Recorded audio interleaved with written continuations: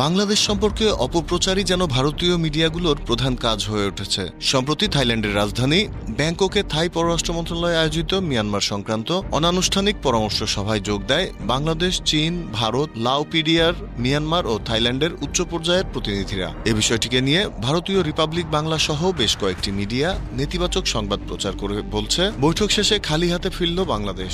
মূলত ফলপ্রসূ ওই পরামর্শ সভার সাইডলাইন বৈঠকে থাই পররাষ্ট্রমন্ত্রীকে পররাষ্ট্র উপদেষ্টা জানান, রোহিঙ্গা সমস্যা সমাধান ছাড়া মিয়ানমারে স্থায়ী শান্তি ও স্থিতিশীলতা আসবে না। এছাড়া পররাষ্ট্র উপদেষ্টা ও থাই পররাষ্ট্রমন্ত্রী একমত পোষণ করেন যে বিদ্যমান ব্যবধান কমাতে দক্ষিণ ও দক্ষিণ পূর্ব এশিয়ার মধ্যে নিরবচ্ছিন্ন সংযোগ স্থাপনের জন্য মিয়ানমারে স্থায়ী শান্তি ও স্থিতিশীলতা প্রয়োজন। থাই পররাষ্ট্রমন্ত্রী উভয় দেশের ব্যবসায়ী সম্প্রদায়ের চাহিদা অনুযায়ী রেঙ্গুন ও চট্টগ্রাম বন্দরের মধ্যে উপকূলীয় শিপিং ব্যবস্থা চালু করতে বাংলাদেশের সমর্থন কামনা করেন। মারিস বাংলাদেশের সঙ্গে মৎস্য খাতে একসঙ্গে কাজ করার আগ্রহ প্রকাশ করেন।